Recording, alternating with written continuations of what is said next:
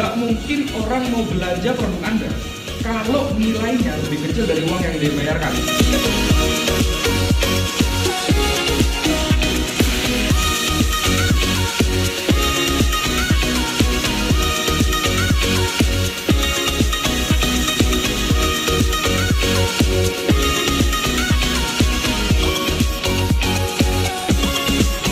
Bagaimana mengatur ya? Pertama mengatur kemitraan ini bisnisnya sehat apa enggak nih dibuat kemitraan. Terus untuk mengatur gimana operasional jalannya berjalan dengan baik, itu kan kita juga belum tahu nih SOP yang harus dijalanin apa aja dan lain-lain, seperti itu sih. Ilmunya ya Kak, karena kita kebetulan kan masih newbie, kita masih merintis istilahnya. Tapi karena kita ikut workshop ini kita benar-benar dapat ilmu yang luar biasa.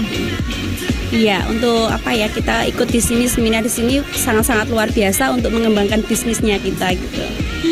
Sejauh ini saya rasa ini ya ilmu yang dikasih bermanfaat banget buat saya, meskipun nanti saya perlu banyak belajar lagi. Ini relate dengan yang apa yang kita tahun ini ingin gencarkan ya. Jadi bisnis kami yang awalnya tumbuh di satu kota, lalu kemudian ekspektasi kita keberhasilan ini juga bisa ditularkan di tempat lain. Cara kita manajemen terhadap mitra agar dapat mengimplementasikan agar setara dengan produk yang kita miliki. Di ilmu kepada semua pelaku usaha yang pengen mengembangkan usahanya dalam bentuk franchise, dan satu pesan moral juga yang kita tangkap, memang kita harus benar-benar memperhatikan, jangan sampai nanti kita cuma ngambil keuntungan sebentar aja ya, tetapi kita pengen long term, jadi sama-sama kita juga untung, mitra juga untung, sama-sama bertumbuh dan berkembang. Kita dibimbing dari mulai katakanlah nih kita nol pengetahuan sampai kita jadi benar-benar tahu.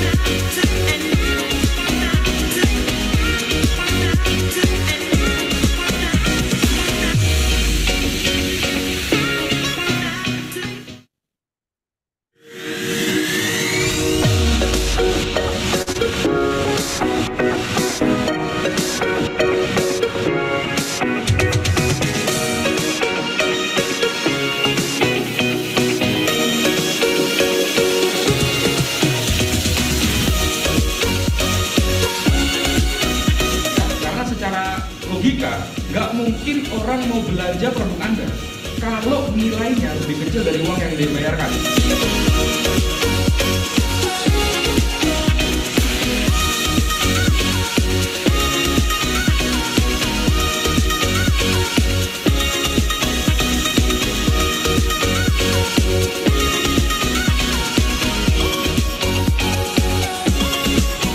Bagaimana mengatur ya? Pertama mengatur kemitraan ini bisnisnya sehat apa enggak nih dibuat kemitraan. Terus untuk mengatur gimana operasional jalannya berjalan dengan baik, itu kan kita juga belum tahu nih SOP yang harus dijalanin apa aja dan lain-lain, seperti itu sih. Ilmunya ya Kak, karena kita kebetulan kan masih newbie, kita masih merintis istilahnya. Tapi karena kita ikut workshop ini kita benar-benar dapat ilmu yang luar biasa. Iya, untuk apa ya, kita ikut di sini, seminar di sini sangat-sangat luar biasa untuk mengembangkan bisnisnya kita gitu.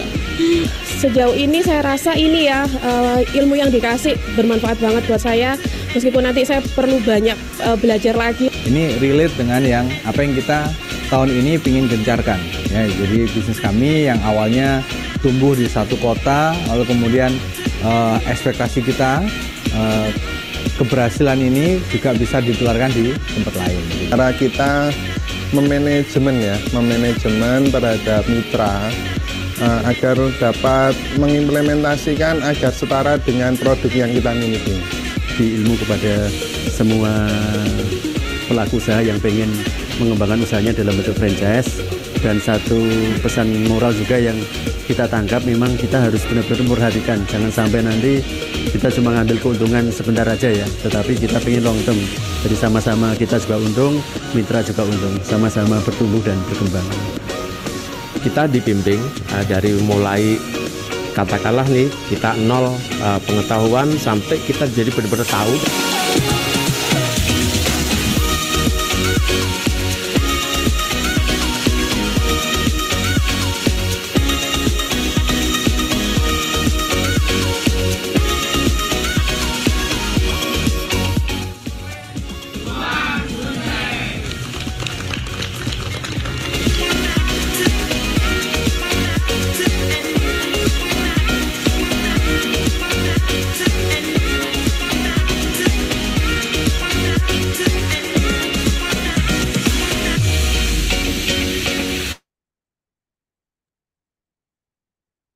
Assalamualaikum warahmatullahi wabarakatuh. Halo, selamat malam teman-teman pengusaha kuliner sekalian dan selamat datang di Ospek, obrolan santai pengusaha kuliner.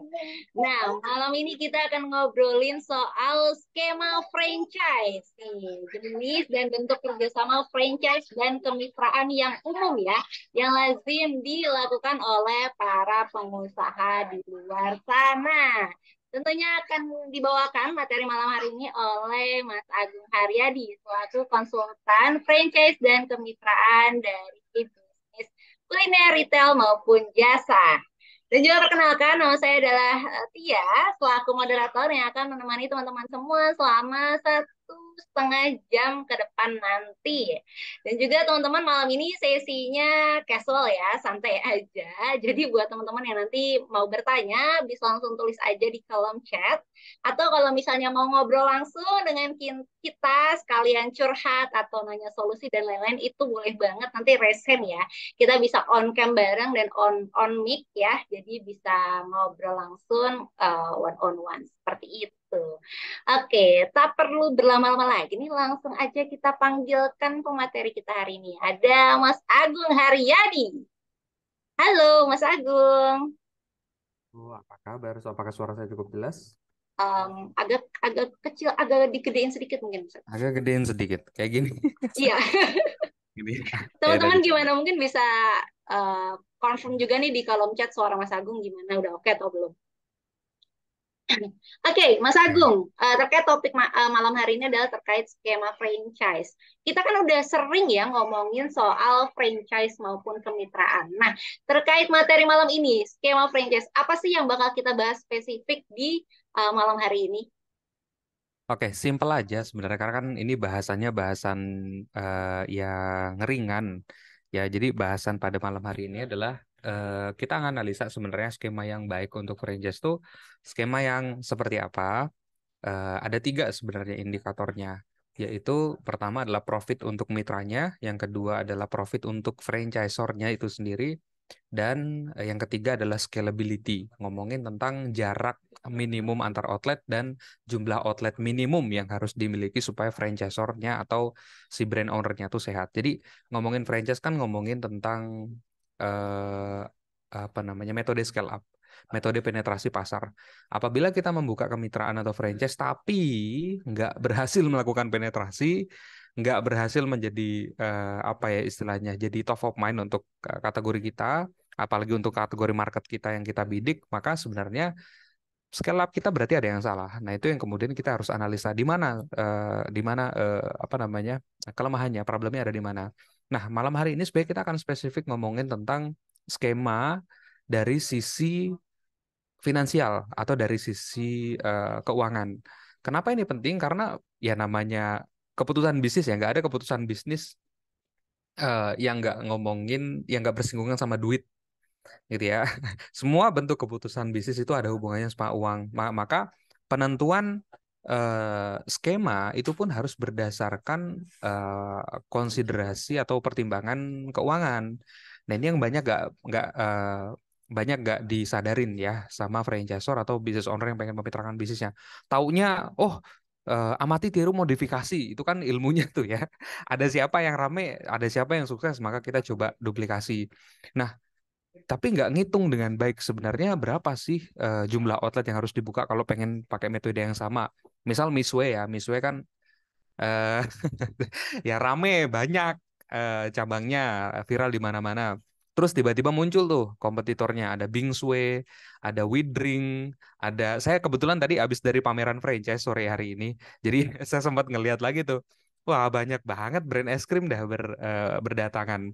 Tapi bentar lagi kan musim hujan. Nah, ini agak agak jadi paceklik nih buat brand minuman maupun es krim.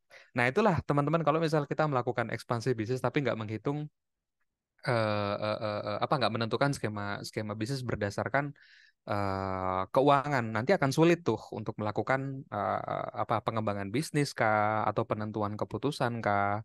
Ya, itu yang kemudian akan kita bedah pada malam hari ini. Jangan sampai teman-teman memitrakan atau memfranchisekan bisnisnya ya, tapi mitranya pada tutup. Nah, kenapa tuh mitranya pada tutup? Biasanya tuh masalah keuangan kan. Marginnya terlalu tipis kah? Penjualannya terlalu sulit kah? Salah menentukan lokasi kah? Ya. Atau malah franchisornya yang salah menentukan harga jual kah untuk mitra terlalu murah misal sehingga marginnya franchisor terlalu kecil.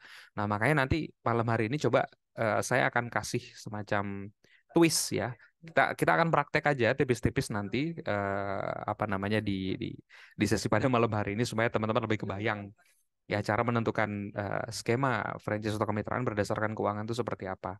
Gitu mungkin ya kira-kira ya. Oh, menarik banget ya Mas Agung. Sangat padat nih ya, materi malam hari ini. Dan pastinya cocok banget buat teman-teman yang memang sudah scale up maupun masih merencanakan untuk scale up ya, mau di tahun ini maupun di tahun depan. Karena kurang dari 2 bulan lagi nih, kita bakal masuk ke tahun 2024. Oke, baik Mas Agung boleh ada materi yang mau di-present? Boleh, boleh. Tapi sebelumnya saya mohon maaf ya teman-teman. Ini saya lagi di kantor. Terus anak-anak maksudnya tim saya lagi pada presentasi tuh. Bisa di lagi pada presentasi, lagi pada meeting. Jadi mohon maaf kalau misal nanti ada suaranya agak masuk-masuk. Ya, ini saya lagi pengen ngajar aja pada malam hari ini. Aman Mas Ya, Agung, suaranya nggak aman masuk ya. dari tadi kok. Nggak masuk ya? Iya. Sip. Oke. Oke, sip. Mak, Ya, boleh nggak Mas apa-apa. Agung. Sip.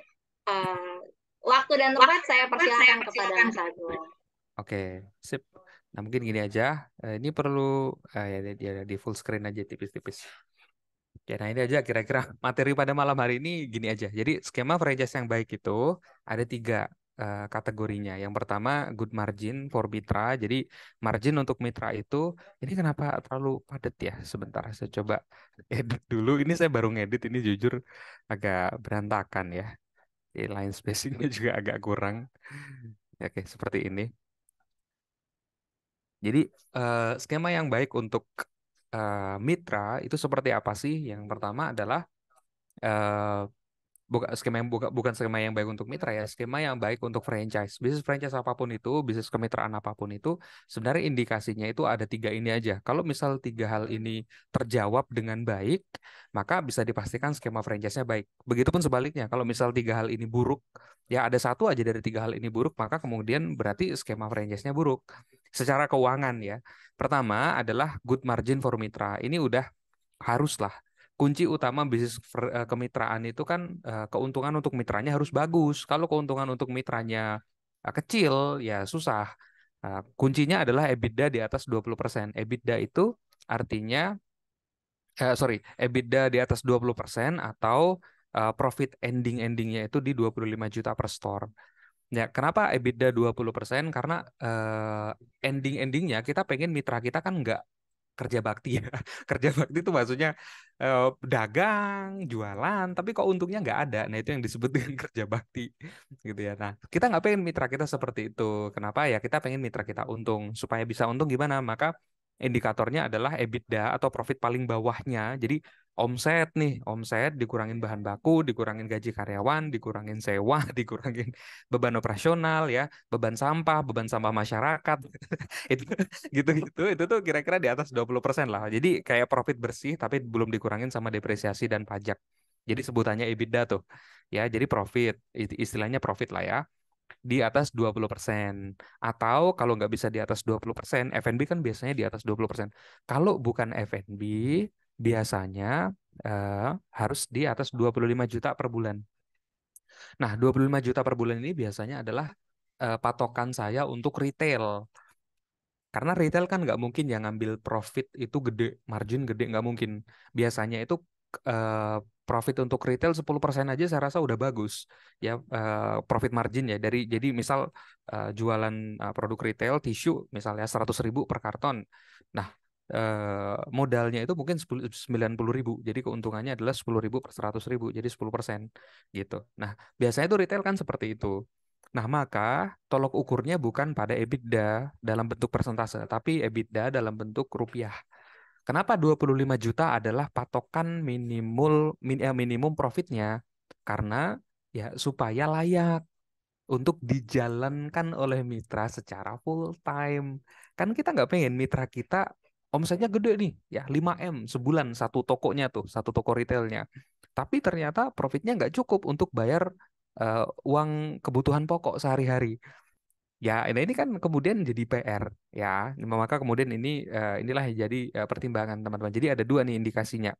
Ya, kalau F&B itu EBITDA wajib di atas 20%, tapi kalau misal retail ya atau jasa atau bengkel mobil gitu ya, itu harus di atas 25 juta per store. Ini indikasi pertama nih. Ya, jadi kalau namanya bikin skema, maka perhatikan skema untuk perhatikan keuntungan untuk si mitranya. Nah, yang kedua adalah keuntungan untuk si franchisor atau brand ownernya. Ini wajib nih, ya. Gross profit Anda ini kalau F&B wajib di 40%. Gitu ya. 40% itu apa? 40% itu adalah keuntungan dari menjual bahan baku kepada mitra. Ini kita pernah bahas dulu di beberapa topik bahwa yang namanya bisnis kuliner itu bisnis kemitraan atau franchise itu kan keuntungan terbesarnya adalah ini ya, jualan bahan baku. Maka yang namanya jualan bahan baku kepada mitra itu harus diperhatikan dengan baik sekali. Minimal profit marginnya itu di atas 40% secara akumulatif. Ya. Kalau di bawah 40% berarti perputaran uangnya harus cukup banyak sekali. Ya, endingnya profit untuk franchisor itu net profit marginnya itu harus di atas 20%. Gitu ya. Sorry, ini mungkin saya ganti kali ya, bukan gross profit margin, tapi net EBITDA aja kalau gitu. Saya ganti dengan EBITDA biar lebih enak, biar seragam di atas soalnya di Mitra soalnya pakai EBITDA. Di sini harus pakai EBITDA juga. Di sini harus di atas 20%. Nah, EBITDA itu apa? EBITDA itu adalah keuntungan tapi belum dikurangin sama depresiasi, pajak, ya, interest. Interest itu apa ya? Interest itu kayak bunga gitu ya kalau misal kita ngutang ke bank. Jadi untuk keuntungan di pusat itu ya udah dikurangin sama head office, udah dikurangin sama karyawan produksi, udah dikurangin sama karyawan quality control misal, itu kira-kira di keuntungannya bersih di atas 20%. Ya, ini yang kemudian jadi patokan. Gitu ya. Jadi jangan sampai kita karena pengen nih, wah, kita pengen mitra kita sehat, kita pengen mitra kita keuntungannya besar, tapi profit untuk pusat itu kecil sekali.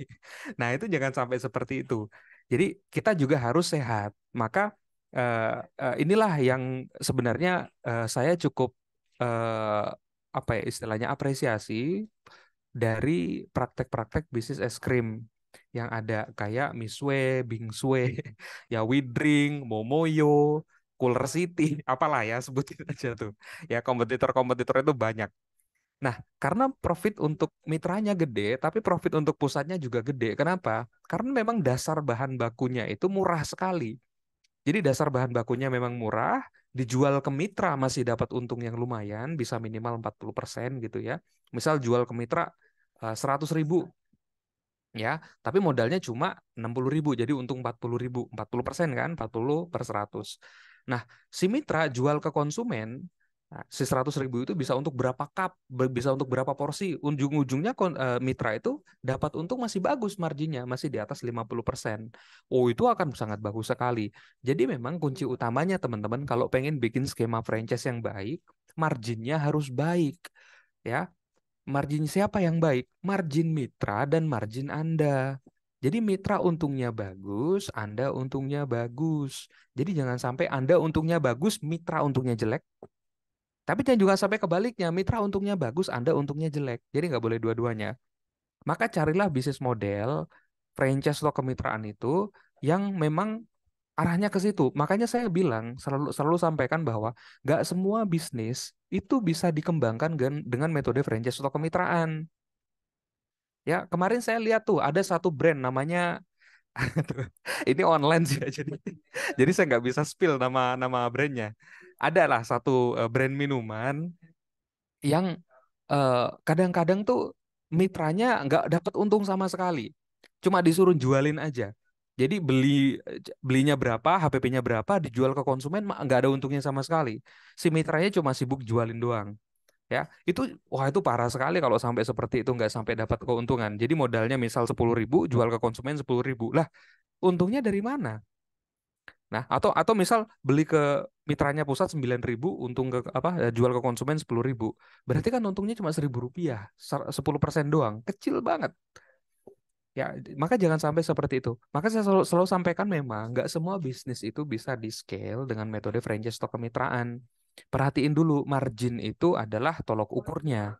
Untung Anda harus bagus, untung mitra Anda harus bagus. Ini dua hal nih. Ya, ini kalau misal mau bikin Anda kalau misal jago bikin skema, jago bikin hitung-hitungan, tapi marginnya kecil, mau diapain juga nggak bisa. Ya, kebalikannya. Tapi apa kebalikannya? Kalau misal Anda misal nggak jago hitung-hitungan, tapi marginnya bagus, itu masih bisa dicari celahnya. Jadi kuncinya memang ada di situ, gitu ya. Nah, ini yang pertama, teman-teman, EBITDA di atas 20%. Yang kedua, keuntungan ini, EBITDA itu masih bisa cukup untuk mengcover biaya-biaya untuk support, ya.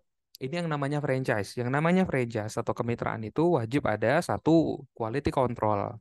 Datang ke outlet misal sebulan sekali secara berperiode gitu ya, divisit semua outletnya. Kalau Anda punya outlet 100, ya sebulan sekali 100-100-nya harus divisit.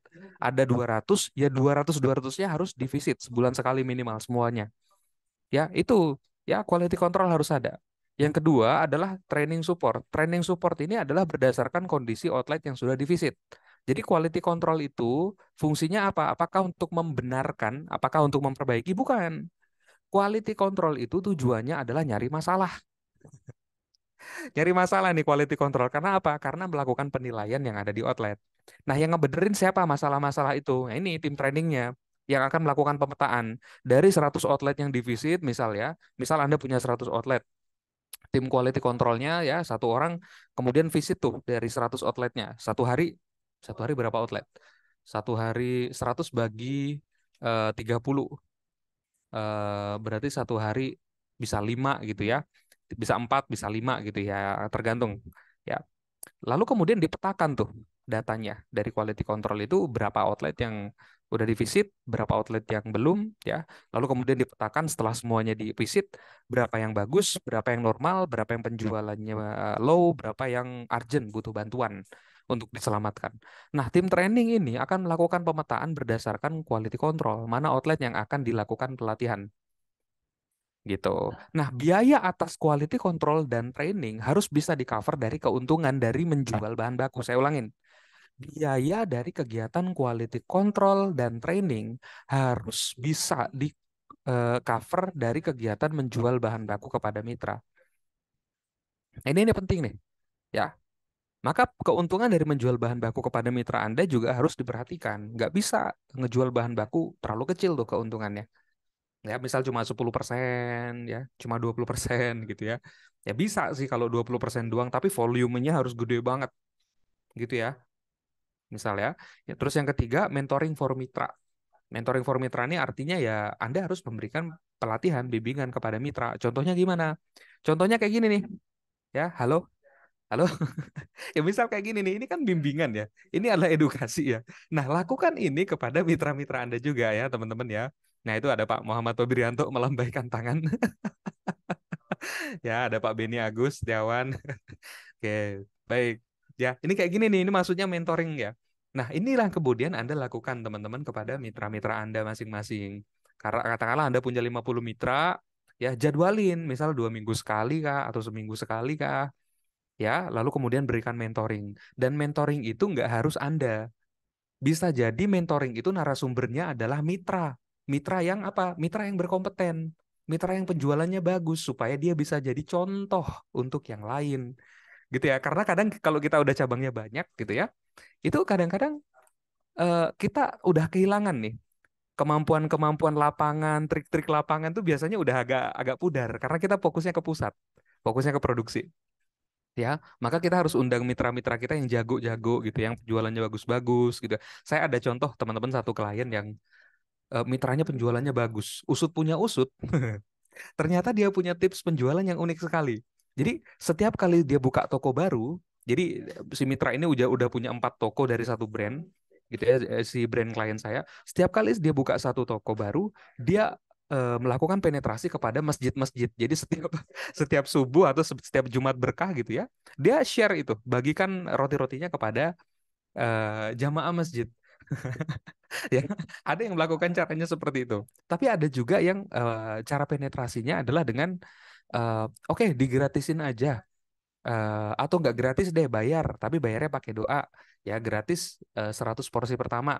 Bayar pakai doa, akhirnya menimbulkan antrian, terus direkam gitu ya, terus kemudian diupload di sosial media. Nah, itu yang kemudian menimbulkan FOMO. Jadi orang pengen nyobain. Nah, selain itu, selain tips marketing, tipsnya juga kan ini ya, doanya sampai ke atas. Misal ya kita bikin promo gratis 100 porsi gitu ya, mitra kita kita didik nih. Ayo kalau berbisnis pengen berkah, pengen sukses, harus andelin yang di atas. Kita minta konsumen kita yang udah nerima produk gratis itu doain. Dan doanya jangan sembarangan, doanya kita tempel. Kita tempel di outlet. Ya, dan mitra harus baca. Ya Allah, gitu-gitu. Ada doanya. Ya Allah, ini ya Allah, lancarkanlah, sukseskanlah bisnis nasi goreng Agung misal ya. Semua agar bermanfaat untuk sesama misal ya. Nah, dari 100 orang yang mendoakan, masa iya satu doanya nggak dijabah gitu ya? Itu kan harapan kita ya. Nah, kita kan pengennya seperti itu. Ya, nah ini kemudian tips-tips yang kita bisa share kepada mitra-mitra kita, gitu ya. Nah, ini mungkin terdengar biasa aja untuk teman-teman ya. Ya, karena kan saya rasa teman-teman adalah pelaku bisnis kuliner yang saya rasa udah sangat berpengalaman di bisnisnya masing-masing. Tapi ini adalah hal baru untuk mitra Anda. Ya, udah pasti karena mereka nggak tahu tuh gimana cara mengoperasikan bisnis Anda. Udah pasti. Maka mentoring wajib harus ada, ya, bisa 2 minggu sekali, bisa seminggu sekali. Yang penting harus rutin gitu. Selain mentoring itu untuk transfer knowledge, ya mentoring itu juga untuk menjaga semangat, menjaga visi, menyatukan visi supaya apa? Kita sama mitra kita sefrekuensi gitu. Itu ya teman-teman ya. Jadi ini nih. Jadi quality control, training, lalu yang terakhir adalah mentoring. Sebentar, saya ganti mic dulu ya. Ini lowbat.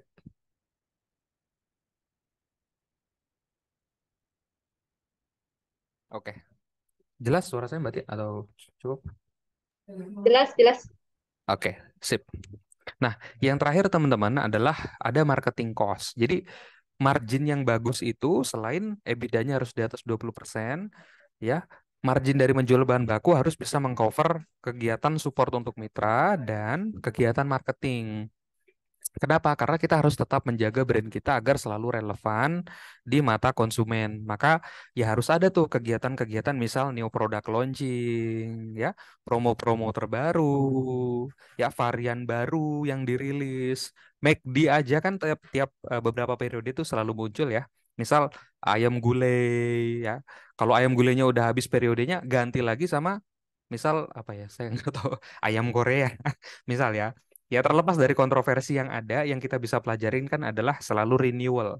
Ada istilahnya tuh NPL, New Product Launching. Nah itu yang kemudian kita bisa bawa di bisnis kita masing-masing. Nah itu yang masuk ke marketing cost. Selain itu, harus kita lakukan yang namanya penyegaran. Ya, penyegaran apa? Ya campaign bareng sama influencer. Yang kayak gitu-gitu kan harus kita yang mengeluarkan biayanya. Ya, kalau misal kita pengen marketingnya dahsyat, gede gitu ya, impactnya, ekonya gede, maka ayo libatkan mitra Anda. Saya yakin mitra Anda pasti mau mendukung. Misal ya, oke, kita mau endorse Nagita Slavina. Misal ya, kita mau endorse Nagita Slavina, berapa biayanya? Wah, oke, sekali live itu biayanya 60 juta. Atau sekali post Instagram itu 80 juta. Gimana caranya? Ayo kita nabung bareng-bareng. Sebulan 200.000. Berani nggak semuanya? Sebulan 200.000 dikumpulin gitu ya, berapa bulan dari berapa mitra yang ada. Nanti kurangnya berapa Anda tambahin gitu ya. Nah, saya rasa akan lebih mudah. Seperti itu. Kalau misal beban marketing itu pengen dirasa untuk digedein gitu, saya rasa mitra Anda adalah orang pertama yang akan mendukung. Kalau misal ada program-program seperti itu. Inilah indahnya franchise. Inilah enaknya franchise. Asal kita ngerti cara ngatur ritmenya gitu ya. Cara ngatur dengan mitranya.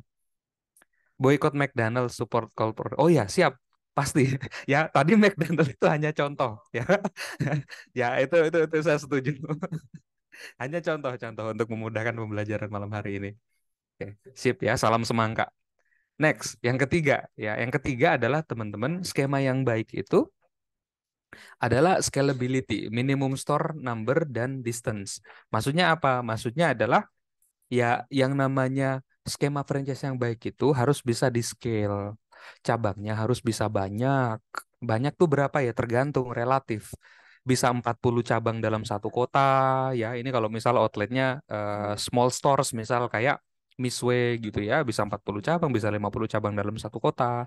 Tapi bisa juga cuma 20 cabang satu kota gitu ya. Contoh siapa yang agak gede misalnya kafe atau restoran gitu ya. Itu kan agak gede. Ya Hokben misalnya. Itu kan nggak bisa terlalu banyak dalam satu kota. Jadi scalability itu maksudnya apa? Maksudnya adalah outlet Anda dalam satu kota itu harus banyak, harus bisa melakukan penetrasi, kira-kira seperti itu. Ya, maka Anda harus hitung teman-teman masing-masing berapa minimum store numbers, ya, berapa outlet yang harus Anda miliki supaya ini nih, supaya ke cover nih kegiatan quality control, training untuk mitra, mentoring untuk mitra, ini supaya terkontrol nih, ya, bisa di cover sama biaya apa? Sama biaya penjualan bahan baku, gitu. Nah, maka memang harus dihitung teman-teman, harus harus dari sekarang. Jadi kalau misalnya Anda mau memitrakan bisnis memang harus dihitung tuh berapa jumlah outlet yang harus Anda miliki supaya pusat itu bisa memberikan support maksimal untuk para mitra. Gitu. Memang harus dihitung dari sekarang, nggak bisa ya udah jalan dulu aja.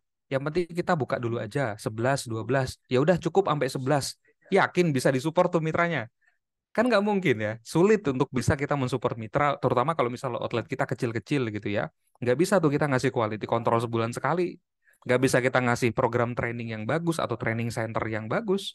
Nggak bisa kita kasih mentoring secara apa namanya berkelanjutan, atau nggak bisa kita melakukan marketing secara terus-menerus gitu ya. Nah ini kemudian harus kita pelajari bersama ya. Jadi harus ada jumlah store yang Anda udah hitung dengan baik. Kira-kira segini nih jumlah minimum store-nya dengan ya distance atau jarak antar store-nya itu udah Anda hitung, udah ada pertimbangkan. Berapa sih jarak minimum antar store saya? 2 kilometer kah? 3 kilometer kah? Ya tadi saya habis ke Momoyo. Ya nyebut brand dong. Ya udah nggak apa-apa. Ya kayaknya udah jadi hal umum. Momoyo tadi ya. Momoyo bilang bahwa jarak antar stores-nya itu kira-kira 1,5 kilometer katanya. Ya, nah apakah itu ideal? Nah itu tergantung. Ya, apakah memang cakupan marketnya itu cukup 1,5 kilometer itu apakah sehat atau kanibal? Nah itu yang kemudian kita nggak bisa berasumsi, teman-teman harus pakai data. Nah kalau misal saya mau hitung hitung pribadi gitu ya, saya rasa itu hitungan dari 1,5 kilometer itu terlalu dekat. Ya terlalu dekat. Kecuali jalannya memang bagus banget. 2 store dalam satu tempat nggak apa-apa. Ya, atau lokasinya bagus banget. Contoh apa? Contoh misal di mall. Mall nggak apa-apa tuh. 2 store yang sama dari satu brand yang sama, dua titik. Nah, itu nggak apa-apa karena memang trafficnya bagus. Tapi kalau misal trafficnya itu aja yang lewat, manusianya itu aja yang lewat, penduduknya cuma segitu-segitu aja, tapi terlalu dekat, maka kemudian akan menimbulkan kanibalisme. Jadi tetap jaga jarak antar store, tapi jangan lupa Anda outletnya harus banyak. Ya, itu tetap harus. Karena nggak bisa Anda berikan quality control, nggak bisa Anda bikin training center kalau outletnya terlalu sedikit. Gitu.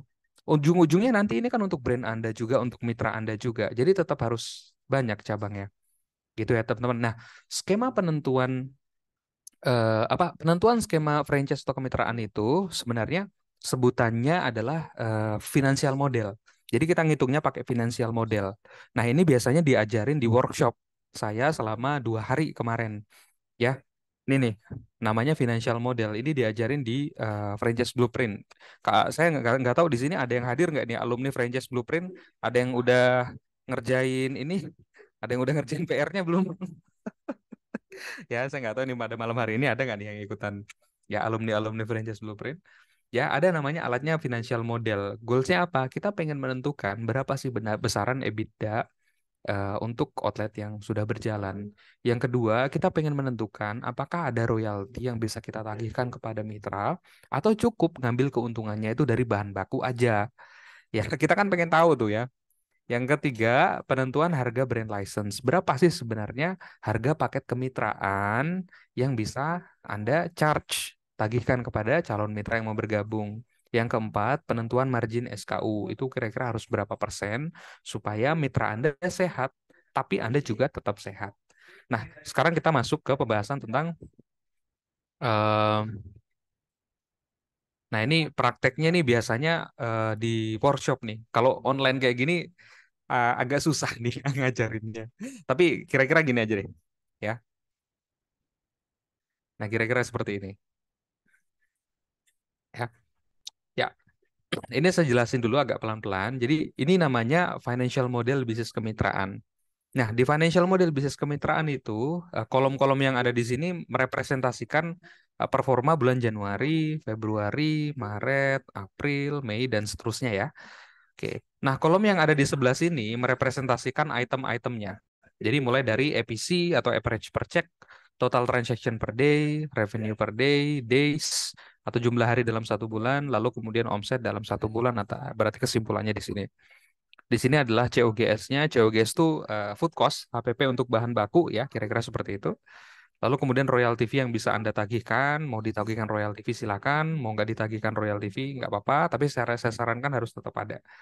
Ya, kalau nggak ada royalty fee minimal ada biaya pemeliharaan merek. Terus ada cost employee 18%, rent cost atau biaya sewa, operational cost 5 juta, lalu kemudian ada biaya pemeliharaan merek di 500.000 per bulan. Nah, ini contoh ya. Nah, dari sini sorry, ini adalah financial model untuk satu outlet ya. Jadi tetap kalau misal Anda mau buka kemitraan, kuncinya adalah bikin dulu outletnya. Ya, nggak boleh kita mau bikin bisnis kemitraan tapi outletnya belum ada. Itu namanya ngawur. Jadi ya, ya namanya bisnis bisnis kemitraan atau franchise itu aduh harus ada dulu contohnya. Harus ada dulu contohnya, udah jalan minimal kira-kira 1 tahun. Kenapa 1 tahun?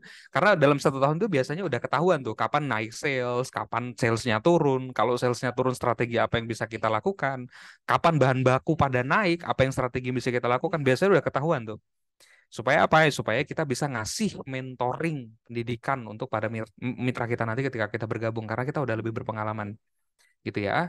Nah, ini contoh kira-kira omset per bulannya katakanlah 74 juta rupiah per satu outlet. Ya. COGS-nya atau pembelanjaan bahan bakunya itu 45% dari omset. Jadi keuntungannya 55%, food cost-nya atau bahan bakunya itu belanjanya di 45%. Royaltinya itu 3%. Katakanlah ini saya kosongin dulu ya. Royalti nggak ada. Ya, Anda nggak menagihkan royalti kepada mitra.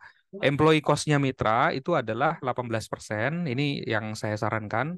Lalu rent cost atau biaya sewanya 1.500.000, operational cost itu kayak gas, listrik, air, ya, iuran, biaya sampah, sampah masyarakat gitu ya. Itu masuknya ke sini. Lalu kemudian biaya pemeliharaan merek 500.000. Biaya pemeliharaan merek itu biasanya ditagihkan kepada mitra atas eh, kegiatan yang kita lakukan untuk menjaga relevansi merek.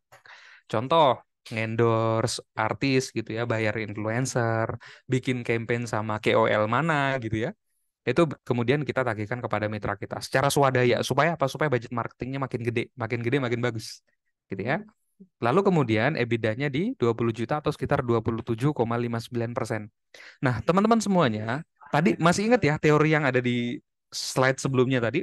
EBITDA mitra yang saya maksud itu adalah EBITDA yang ada di sini. Jadi mitra itu kita nilai layak apa? Bagus gitu ya secara penjualan apabila keuntungannya itu di atas 20%.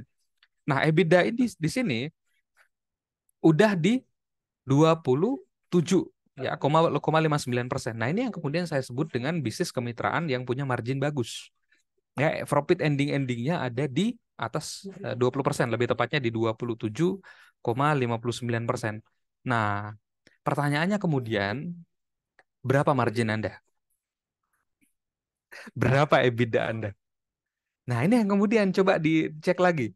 Ya, kalau misal ini udah berlaku untuk outlet Anda, coba dihitung kembali. Kalau misal Anda nge-up tuh harga jual bahan baku kepada mitra, ya, pakai harga jual atau HPP yang baru, kan berarti berapa tuh kira-kira EBITDA mitra ending-endingnya? Nah, EBITDA yang bagus itu ketika di atas 20%. Kalau misal EBITDA mitra masih di atas 20%, maka good, bagus. Maka bisnis Anda sangat layak untuk dimitrakan. Ya, tentunya setelah di-up dulu harga bahan bakunya ya, seperti itu. Paham? Ya, aman ya. Nah, yang kedua adalah tolok ukurnya adalah profit. Profit nggak boleh lebih kurang dari, ini kalau retail ya terutama ya. Kalau F&B saya rasa patokannya EBITDA, tapi kalau retail patokannya adalah profit. Harus di atas 20 juta per bulan. Profit untuk mitranya ya. Kenapa? Karena supaya mitra fokus menjalankan bisnis, nggak menjalankan yang lain. Ya, kita kan pengen ya mitra kita tuh solid ya. Apa namanya, kerjasama dengan mitra tuh bagus gitu ya. Mitra kita juga kompak gitu ya untuk menjaga brand kita. Maka ya profitnya harus bagus untuk mitranya. Nah, kira-kira seperti itu. Ya. Nah, dari sini kemudian Anda tinggal hitung aja. Sebenarnya berapa sih sebenarnya EBITDA outlet Anda? Persentase di bawahnya ini. Ya, saya udah sampaikan ya, saya udah bocorkan ya. EBITDA-nya harus di atas 20%. Ini skema kemitraan nih. Nanti jangan jauh-jauh deh ngomongin tentang harga paket kemitraannya berapa royalti yang wajar dan lain-lain. Di sini dulu. Ya, kita stop di sini dulu. Anda nanti teman-teman nanti setelah selesai ini tolong dihitung ya berapa berapa EBITDA Anda masing-masing supaya bisa langsung dipraktekin. Ya, nanti kalau saya bahasnya terlalu melebar malah jadi wacana doang. Ya, malah Anda jadi jamaah webinar. Ya, jangan jadi jamaah webinar. Ya, praktekin ya nanti setelah ini ya. Nah, udah aja. Itu aja dari saya Mbak Tia. Nanti kalau misalnya ada pertanyaan boleh kita diskusi setelah sesi ini selesai. Gitu. Yuk, dah saya balikin ke Mbak Tia. Kalau misal mau ikutan workshopnya supaya lebih lengkap apa namanya, ada sesi mentoringnya, ada sesi ketemu langsung, ngobrol langsung ya, bawa data-data outlet Anda terus bawa ke saya gitu ya, kita bareng-bareng ngerjain ini boleh ya. Caranya gimana? Caranya adalah hubungin Mbak Tia. Biaya workshopnya murah banget, 3,5 juta untuk 2 hari selama 2 hotel di hotel tuh ya. Dan saya batasin ya, untuk satu workshop itu hanya 15 bisnis aja, nggak boleh lebih dari 15 bisnis. Kenapa? Ya, ini workshop bukan seminar. Kalau seminar ya itulah nggak bisa kondusif nanti, kira-kira seperti itu. Nah, kalau misalnya ada yang mau ikutan workshopnya, jadwal terdekat itu ada di Bandung tanggal 11 sampai 12 November. 14-15 November. Yaitu ya. Terus Desember itu di Bali, Januari 2024 itu di Bogor. Ya gitu ya. Jadi kalau misal teman-teman ada yang ngerasa, wah kebetulan lagi di Bandung, ya udah ikutan aja boleh. Kebetulan lagi di Bali, boleh ikutan aja. Soalnya saya ngadain workshopnya tergantung apa? Tergantung ya saya maunya di mana. Ya, jadi nggak sering-sering banget ngadain workshop. Di Medan kapan? Oh, belum ada rencana Pak Roni untuk ada di Medan. Ya, saya lagi apa namanya? Lagi sibuk berkegiatan di sekitaran Pulau Jawa aja. Gitu, mohon maaf ya. Gitu. Sip, saya balikin ke Mbak Tia aja kalau gitu. Boleh Mbak Tia, silakan. Oke, baik. Terima kasih banyak Mas Agung. Boleh teman-teman yang punya pertanyaan bisa langsung tulis aja di kolom chat. Atau kalau misalnya mau nanya langsung sama Mas Agung, bisa langsung raise hand. Nanti kita bisa on cam dan on mic bareng ya, seperti itu.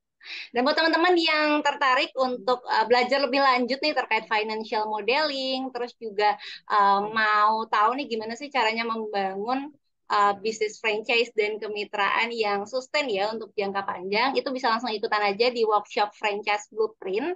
Kita yang terdekat akan ada di Bandung tanggal 14 dan 15 November 2023.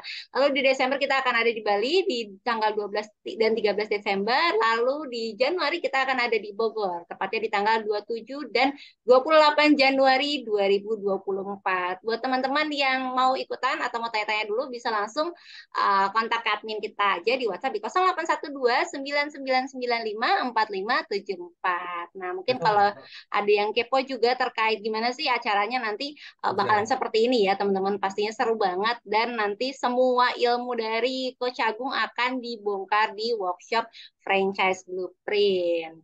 Nah, ini mungkin ada beberapa spill sedikit ya materinya terkait EOP, lalu juga mapping strategi, terkait legal, logistic plan, dan masih banyak lagi yang pastinya nanti semua akan dibongkar langsung oleh Coach Agung.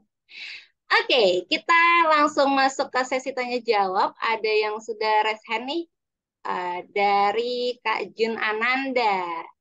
Kita boleh ya langsung. Oke. Halo Pak Jun. Halo, Assalamualaikum. Waalaikumsalam. Boleh, silakan. Oke, langsung aja. Saya sudah menjalankan usaha F&B, ada beberapa usaha. Ada satu sudah yang saya jalanin, salah satunya itu satu usaha itu saya semua beberapa outlet. Tidak ada kemitraan, tidak ada apapun. Terus yang kedua saya coba dengan cara kemitraan, tapi saya nggak tahu apa namanya ya. Mungkin katanya sih namanya kemitraan ini. Jadi orang pure semua memberikan investasi, pamannya 50 juta, pamannya bikin outlet, warung makan, lalapan, pamannya. Nah, nanti itu semuanya bagi hasil. Jadi bagi hasil, profit netnya nanti ada laporan keuangannya, kita kasih ke ini, nanti ketahuan berapa bulan dia udah akan balik modal. Tapi kita semua yang menjalankan. Dia taunya istilahnya duduk manis lah. Duduk manis, jadi saya tidak perlu menjual bahan baku, tidak perlu ada royalty fee, lain-lain, cuma nanti bagi hasil aja, maunya di sekian persen, saya sekian persen. Dengan sistem franchise saya belum pernah, karena memang tadi itu memang harus ada beberapa kan, harus tadi itu ada untuk training mitra dan lain-lain. Mungkin itu yang menurut saya sedikit agak belum berani gitu loh, belum berani. Nah, menurut Mas Agung gimana dengan cara kemitraan seperti itu yang saya jalani? Artinya investor semua membiayai, dia hanya duduk manis, saya semua yang menjalankan, ada perjanjiannya juga, kita ada perjanjian, nanti itu untuk berapa tahun, maunya 2 tahun atau gimana, nanti bagi hasil. Nanti ketahuan nih, dari yang sudah ada, warung yang sudah ada, ini sekian bulan insya Allah akan kembali modal nih. Terus karena lokasi juga udah kita survei bagus dan lain-lain. Menurut Mas Agung gimana? Apa kelemahannya atau lebih bagus di franchise-kan aja nanti atau gimana? Mohon pencerahan. Makasih. Saya jawabnya pakai ini aja. Terima kasih Pak Jun buat pertanyaannya. Saya langsung jawab aja pakai teori. Ya. Sebenarnya memang kemitraan atau franchise itu ada 2 model. Yang pertama adalah mitranya atau franchisee-nya itu tidak mengelola. Nah, ada banyak yang melakukan praktek seperti ini. Contohnya siapa?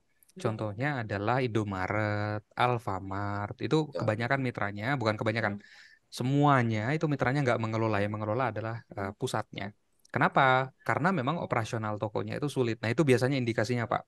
Kalau misal pengelolaan outletnya sulit, SKU-nya banyak gitu, atau memang ribet aja, ya kalau misal nggak pusat yang ngelola nggak bisa, maka itu kemudian diserahkan kepada pusat. Jadi mitra hanya menerima laporan keuangan dan menerima bagi hasil kalau ada. Karena kan bagi hasil tuh nggak harus ada ya. Bisa jadi performa bisnis itu ya udah uangnya nggak nambah, kasnya nggak nambah, maka bukan bagi hasil, laporan keuangan aja cukup. Nah itu biasanya seperti itu. Itu namanya kemitraan pasif. Mitranya pasif, kemitraan pasif. Nah yang kedua itu adalah skema franchise atau skema kemitraan aktif, di mana mitralah yang melakukan pengelolaan toko secara aktif. Nah di sini banyak juga brand yang berhasil sukses. Ya, kemudian mengelola outlet-outletnya. Contohnya siapa? Yang cukup gede itu saya rasa yang saya kenal ya. Yang pertama ada Minum MYNUM, yang kedua ada Haus, ya itu kemitraan aktif. Kalau Minum sebagian, kalau Haus kemitraan aktif tapi dulu, ya. Kenapa seperti ini? Karena memang outletnya itu simple, operasionalnya itu mudah. Lalu ada yang misal baker old itu kayak roti O gitu ya. Itu juga gitu. Jadi memang SKU-nya dikit, bahan bakunya dikit, operasionalnya simple, cuma pakai oven gitu ya, teknologi lah. Istilahnya memang dibantu pakai infrastruktur supaya operasionalnya tuh ya udah tinggal ikutin aja. Alatnya segini, timernya segini, suhunya segini gitu ya. Masak seberapa lama, dah jadi standar dah tuh produk. Maka kemudian kalau operasionalnya simple, kita scale up-nya pakai metode kemitraan aktif seperti ini. Nah, mana metode yang bagus, mana metode yang jelek? Jawabannya adalah dua-duanya bagus, tapi masing-masing punya kekurangannya sendiri. Yang pertama, kita bahas yang punya Bapak dulu ya, kemitraan pasif. Kalau kemitraan pasif itu, kelemahannya adalah apabila outletnya mengalami kerugian, atau misal outletnya performa keuangannya turun, dan butuh untuk nyuntik dana. Biasanya nggak cuma mitra yang harus invest ulang, kita juga biasanya harus punya kewajiban buat ikutan nalangin. Ya, biasanya seperti itu. Nah, dan ini biasanya tergantung akadnya seperti apa. Jadi untung untung kalau untung itu bareng, kalau rugi juga bareng-bareng. Ini ya. Nah, secara profitability apa namanya? Secara risiko ini lebih gede. Ya, secara risiko ini gede, tapi secara untung juga lebih gede. Karena profit toko kita masih dapat. Sedangkan kalau misal yang ini, misal kayak Misway gitu ya, pusat itu nggak dapat keuntungan dari pengelolaan toko, nggak dapat sama sekali. Jadi memang cuma untungnya dari bahan baku aja dijual, gitu ya. Kalau misal mitranya untung 30 juta gitu ya, udah 30-30-nya buat mitra semua, pusat nggak dapat apa-apa, gitu. Jadi memang secara keuntungan ini high risk, high return, alias risikonya gede, untungnya gede. Kalau yang ini low risk, low return. Untungnya kecil, resikonya kecil. Nah, kira-kira seperti itu. Jadi kebayang ya. Nah, ini yang ini cara mainnya adalah dengan heavy operation. Memang operasionalnya tuh berat, susah. Saya sarankan kalau misal masih kecil gitu ya, misal cabangnya masih di bawah 5 atau di bawah 10 gitu ya. Mainnya secara lokal aja, Pak. Ini saya kasih gambaran ya, supaya kita lebih mudah untuk memilih playing field. Ini sebenarnya dibahas juga nih di workshop Franchise Blueprint yang bagian ini. Nah, ini gamenya akan sangat berbeda sekali kalau misal kita pengen nasional scale up-nya. Nah, ini teman-teman yang lain juga mungkin bisa nih memperhatikan. Ya, kalau misal supply chain atau logistik itu kan kita tahu ya, kita harus punya gudang. Ini gudang kita nih. Ini kita gudang kita. Apapun bisnis kita punya satu gudang yang akan nanti berfungsi untuk mengirimkan bahan baku kepada outlet ya. Outlet kemudian mengelola bahan baku sesuai dengan SOP kita, lalu kemudian ke konsumen kan kira-kira seperti itu. Ya. Nah, Misway itu gamenya di sini. Misway nggak punya outlet. Outletnya itu punyanya mitra. Gitu ya. Jadi Misway hanya perusahaan logistik aja. Makanya kemarin kalau ada influencer tuh ada yang ngebahas tentang Misway itu sebenarnya bukan perusahaan es krim tapi perusahaan logistik. Itu benar. Karena memang mereka nggak punya outlet. Di Indonesia ya, kalau di Cina sana ada outlet yang dimiliki sama pusat untuk sebagai percontohan ada. Tapi kalau di Indonesia mereka nggak punya outlet sama sekali. Jadi mereka hanya main logistik. Kebalikannya Pak, Haus itu punya outlet semuanya dikelola sendiri, tapi nggak punya gudang. Nah, Haus nggak punya gudang. Kenapa? Karena disuplai sama 3PL company istilahnya tuh. Jadi bahan bakunya Haus itu langsung minta ke vendor, ya 3PL company, 4PL company istilahnya. Contoh, Kiat Ananda. Ada yang tahu gak ya Kiat Ananda? Atau misal perusahaan-perusahaan logistik gitu ya. Itu kita tinggal minta aja kebutuhannya apa aja, jumlahnya berapa, dikirim kapan. Nah, itu kira-kira seperti itu. Jadi udah kerjasama. Jadi mereka nggak main di logistik, mereka mainnya di pengelolaan toko. Seperti McD, KFC itu mainnya juga sama, Pak. KFC itu juga sama cara mainnya. Jadi mereka nggak punya logistik, nggak punya gudang. Yang mereka punya adalah pengelolaan di toko aja. Nah, ini kalau pengen going nasional, kalau pengen gede, kalau pengen besar bisnisnya ya, maka harus pilih mau main di pengelolaan outlet atau mau main di pengelolaan logistik. Nggak boleh dua-duanya. Ini kuncinya nih. Ya, kalau misal Bapak, oke, kayaknya kita jago di pengelolaan outlet. Nanti ya, gudangnya pelan-pelan dikasih ke pihak ketiga yang lebih profesional. Kita fokus ke brand, kita fokus ke produk, kita fokus ke operasional toko. Contoh ya. Atau Bapak pengen mundur, enggak ah, saya lebih jago ngelola bahan baku pentah, misalnya Pak ya. Misal ya. Maka mainnya berarti di sini. Outlet pelan-pelan diserahkan kepada mitra, bikin SOP-nya, bikin metode pengelolaannya. Jadi mengurusinya logistik aja. Nah, ini dibahas juga di franchise blueprint gimana cara nentuin berapa sih sebenarnya besaran margin yang ideal supaya pusat itu dapat keuntungan yang optimal dari penjualan bahan baku, gitu ya. Nah, berapa juga sebenarnya margin yang ideal untuk outlet ini supaya apa namanya outlet-outlet kita itu cukup ya untuk membiayai pusat head office ya kira-kira seperti itu. Jadi kalau misal kita gajian 100 juta per bulan, ya ini ya, maksudnya eh, ekonomi kita kan beda-beda level ya. Saya nggak tahu Pak Jun mungkin Mas 100 juta per bulan gaji buat saya kekecilan. Kalau saya mah 200 juta per bulan misal ya. Kan kita beda-beda semuanya Pak. Ya. Nah, masing-masing dari game ini sangat menjanjikan. Dua-duanya ya. Kita mau main yang haus, ala gamenya haus atau ala gamenya Misue, ini sama-sama punya potensi untuk besar. Ya, kalau kita masih tapi ya, kalau misal kita masih menguasai semuanya, kita nggak mau lepas. Saya nggak mau ngelepas pengelolaan outlet, Mas. Apa namanya? Saya pengen jaga kualitas. Nah, tapi saya juga nggak mau nih buat ngelepas gudang. Dua-duanya ini pengen dipegang. Maka saran saya kalau misal nggak mau melepas dua-duanya, ada satu contoh klien saya yang kebetulan pas banget, yaitu adalah kedai sambal dadak yang ada di daerah Karawang. Ya, eh, pusatnya, pusatnya lagi, dipegang sendiri. Caranya gimana biar besar? Nya adalah jadi jawara lokal. Nah ini dia kedai sambal dadak yang jadi klien saya. Alhamdulillah udah 2 tahun ini jadi klien.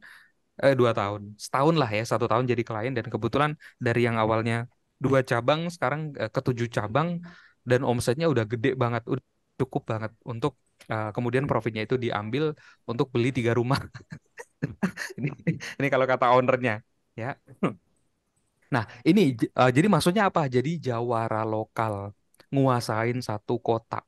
Jadi top of mind. Kalau di Karawang, saya yakin di sini teman-teman mungkin banyak banyak yang nggak tahu ini kedai sambal dadak apaan gitu ya. Wajar karena teman-teman nggak tinggal di Karawang. Tapi kalau teman-teman adalah warga Karawang atau Cikampek gitu ya, ini akan jadi top of mind. Kenapa? Nggak ada street food masakan Sunda yang lebih enak dari ini. Itu top of mind-nya tuh. Karena secara secara pelayanan sangat profesional sekali. Kita bisa lihat apa namanya ini ya karyawannya gitu ya. Sorry, saya salah buka, salah buka konten. Intinya secara operasional itu harus bagus, ya, pelaksanaan SOP-nya bagus gitu ya dan lain-lain dan lain-lain. Nah ini yang kemudian kita jadiin patokan, ya. Saya jadi pengen makan ini pemasakan Sunda nih, ya. Ini yang kemudian ya kita kita benar-benar perbaikin. Ya, kalau yang kemarin ini di Cikampek, ya bisik-bisik aja omsetnya 20 juta per hari dari satu kali pembukaan cabang. Dan cukup stabil di situ tuh. Itu gede. Nah, karena omset outletnya gede, pengelolaan operasionalnya memang cukup sulit karena SKU-nya banyak ya, banyak bahan bakunya. Maka kemudian fokusnya adalah jadi jawara lokal. Jadi jawara lokal tuh cukup, Pak. 5M sebulan, jadi jawara lokal tuh bisa. Ya, omset ya, tapi ya bukan profit ya. Mungkin profitnya sekitar 20%. Jadi sekitar 1M sebulan itu profit yang bisa kita tarik tiap bulan. Itu cukup. Gitu. Jadi jawara lokal. Jadi top of mind. Jadi kalau misal orang nyari bisnisnya Pak Jun apa? Mohon maaf. F&B juga. Mohon maaf apa? F&B juga, F&B. Warung lalapan. Warung lalapan. Oh ini sama ya, mirip-mirip banget nih warung lalapan ya. Oke. Ya, Jadi warung lalapan di mana Pak? Samarinda. Di Samarinda. Kalau orang nyari warung lalapan Samarinda yang terenak, harusnya yang muncul Pak Jun dulu paling atas tuh. Entah di Google, entah di Instagram, entah di TikTok. Jadi itu harus jadi top of mind. Kuasain satu kota. Pas saya nggak tahu, ada yang 7 cabang, ada yang 10 cabang, kan tergantung ya kota-kota itu eh makin gede kotanya, biasanya makin gede juga banyak cabang yang kita bisa buka. Gitu. Mentoknya di mana? Nanti ketahuan tuh. Oh, ternyata saya mentoknya 10 outlet aja Mas Agung. Kenapa? Karena pas saya buka outlet yang ke-11, outlet yang satunya omsetnya turun, konsumennya pindah, berarti kan kanibal ya. Oh, berarti cukupnya 10. Nanti ketahuan tuh. Nah, gimana cara taunya? Cara taunya adalah ayo buka cabang. Gitu ya. Jadi mentokin dulu. Nah, gitu kira-kira. Semoga ini cukup ngasih gambaran ya. Boleh satu lagi? Boleh. Tapi sebentar, saya mau ngasih briefing dulu ke anak-anak. Sebentar. Mau ditunggu bentar.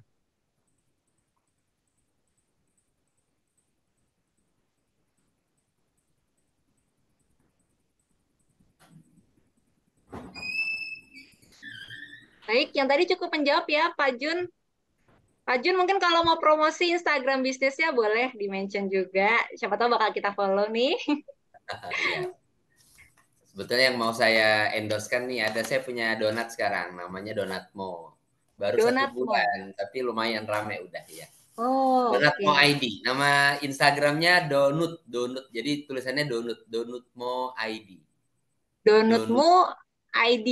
Donutmo.id. .id.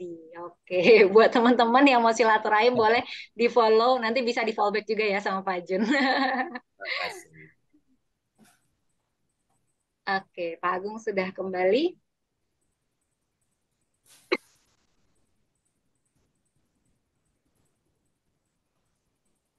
Tuh, mohon maaf tadi anak-anak. Halo, saya hai ke kamera. lagi lagi pada meeting. Oke, sip. Gimana? Tadi ada pertanyaan apa ya? Mohon maaf.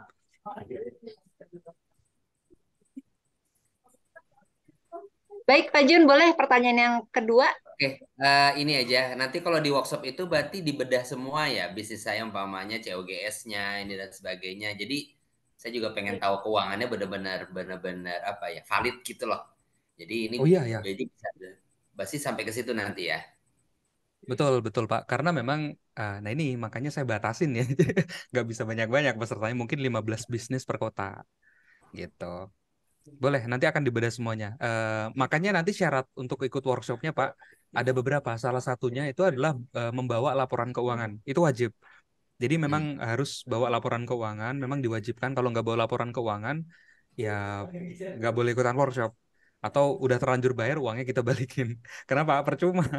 Ikutan workshop itu mau membenahi kan. Intinya kan mau membenahi lah. Pertanyaannya apa yang mau dibenahi kalau laporan keuangannya nggak ada? Gitu. Laporan keuangannya berapa bulan? Sebulan terakhir, 2 bulan, 3 bulan, atau gimana? Kalau saran saya ya paling bagus itu 1 tahun, paling bagus 1 tahun. Tapi kalau misal minimal 3 bulan nggak apa-apa. Laporan keuangan 3 bulan nggak apa-apa. Ya. Oke, makasih. Gitu. Sip. Baik, terima kasih banyak Pak Jun. Semoga sukses selalu untuk bisnisnya. Oke, kita lihat di kolom chat. Wah, ternyata sudah banyak pertanyaan. Oke, kita lihat dulu. Baik, dari Pak Roni di Medan. Kapan Pak Roni bisa ikutan yang di Bogor, Bandung, atau Bali ya? Untuk tahun ini maupun sampai di Januari 2024. Lanjut lagi dari Pak Hidayat. Coach Agung, apakah merek harus sama atau bisa request nama untuk mitra?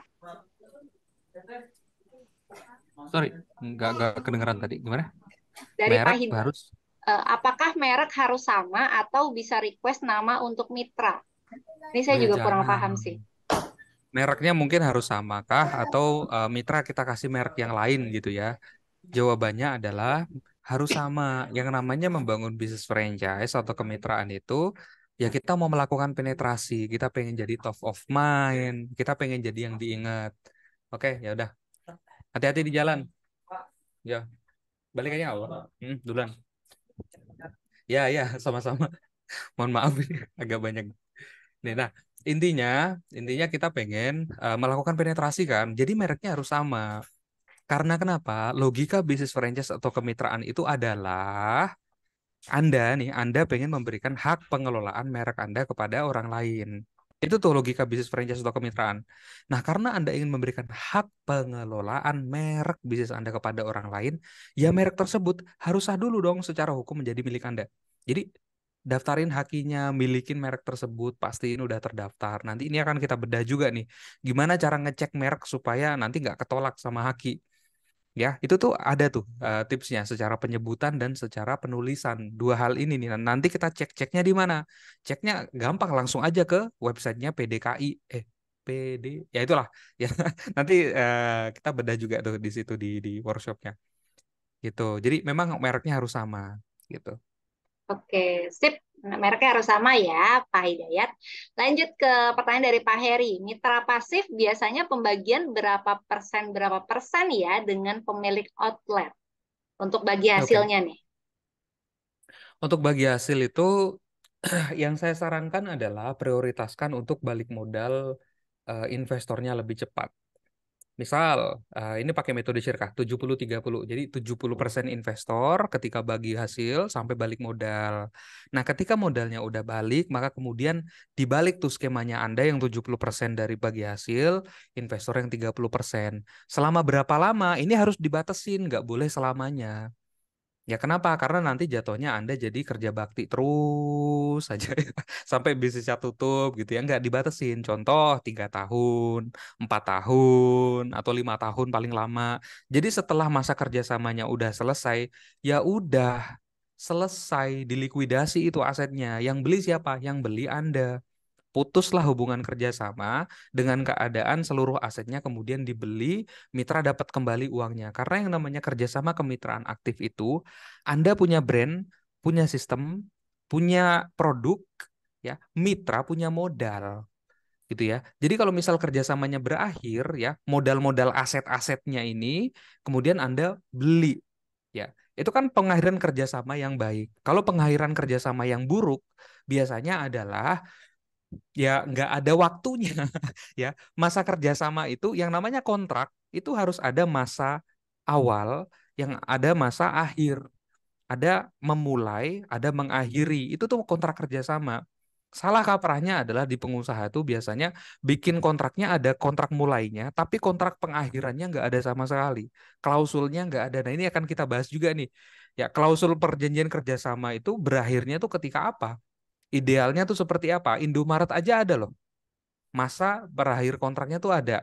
Kemudian mitranya nanti harus bayar lagi license. Ada dua nanti opsinya. Mitranya license-nya dibayar atau outletnya dimiliki sama pusat. Dengan cara apa? Dengan cara asetnya dibeli lagi sama pusat. Jadi mitra memang pure sebagai investor aja. Itu seperti itu kemitraan pasif seperti itu. Berapa persen bagi hasilnya? Ya kalau misal dibeli sama pusat ya 100% biaya apa hasil dari pembelian itu dibalikin ke kan mitra yang punya aset. Anda yang punya brand. Kan kira-kira seperti itu. Jadi kalau untuk bagi hasil 70-30 setelah setelah balik modal dibalik Anda yang 70, mitra yang 30. Selama berapa lama tergantung mau 2 tahun, mau 3 tahun, mau 4 tahun, atau mau 5 tahun, tergantung berapa lama mitra balik modalnya. Ya kalau Indomaret itu biasanya eh share nggak ya? Share aja boleh lah. Ini udah jadi rahasia umum. Biasanya mitranya itu pada balik modal di tahun ke-6, tahun ke-7, tahun ke-8 itu baru balik modal. Kenapa? Karena toko retail memang rata-rata agak slow, agak lama untuk balik modal. Ya, F&B itu harus cepat. Kenapa? Karena honeymoon period untuk F&B itu biasanya nggak lama. Setahun biasanya tuh udah harus langsung balik modal. F&B ya, ini ngomongin F&B konteksnya. Jadi di atas 1 tahun itu kemudian bagi hasil, ya, bagi hasil keuntungan. Setelah itu baru kemudian pengakhiran kerjasama. Kalau misalnya Anda percaya dengan merek Anda, terus pengen dikembangkan, maka harus diakhiri itu kerjasamanya. Ya, supaya kita apa? Supaya kita bisa menjaga merek kita dengan sepenuh hati. Kalau 100% kepemilikan outlet itu nanti jadi punya Anda kan jadi lebih sayang lagi ya sama brand Anda sendiri. Gitu. Ini kan secara psikologi. Gitu. Nggak ada orang yang suka bagi hasil kepada investornya terus menerusnya sampai 10 tahun. Wah, itu namanya kerja bakti. Ya, itu kerja apa dikerjain? Gitu kan. Semoga menjawab. Oke, Semoga baik. menjawab.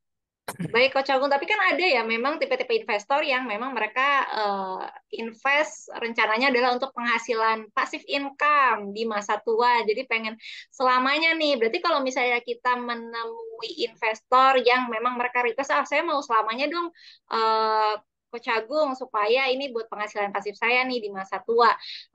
Itu berarti baiknya kita tolak, maksudnya kita bikin batas waktunya atau seperti apa, Coach? Oke, pertama, jangan menerima investor yang mau untung doang, yang nggak tahu resiko, itu berbahaya sekali. Ya, yang namanya investasi di bisnis itu udah pasti ada peluang untuk gagal, udah pasti. Mau sejago apapun Anda, saya aja, ya saya nggak bilang saya lebih pinter. Maksudnya saya ngelihat banyak klien-klien saya gitu, yang pengusaha-pengusaha, itu rata-rata juga pada banyak yang tutup outletnya. Resikonya ada, yang namanya bisnis itu udah pasti ada resiko gagal. Mau sejago apapun lah orangnya. Ya bahkan kalau misal kita ngelihat suhu-suhu kita ya, guru-guru kita yang besar, contohnya mungkin kayak Pak Budi Isman ya, yang udah pernah ngegedein Danone, ya Shell, gitu-gitu ya. Lalu kemudian ada siapa lagi ya yang cukup besar? Pak Subiakto yang ngegedein Indomie gitu ya. Itu kan dari sekian accomplishment-nya kan ada banyak proyek-proyeknya yang saya rasa nggak banyak yang diumbar ke publik, tapi banyak diceritain juga di beberapa kesempatan supaya kita jadi pelajaran. oh ternyata bisnis itu nggak selamanya berhasil, udah pasti bahkan gagal. Sejago apapun Anda, kan kira-kira seperti itu. Nah, maka kalau ada investor yang pengen untung aja selama terus-menerus, sampaikan bahwa ya boleh nanti untung terus-menerus, tapi invest lagi ya. Jadi misal ya, udah invest di satu cabang, untung selama 5 tahun, berakhir kontraknya, kan selama keuntungan itu ada dana yang terus mengalir ke dia, ke investor tersebut kan.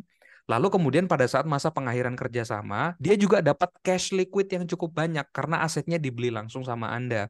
Kan gitu ya. Nah, dana dari pembelian liquid aset itu, dari likuidasi aset itu, pakailah untuk invest lagi ulang, buka cabang lagi yang baru.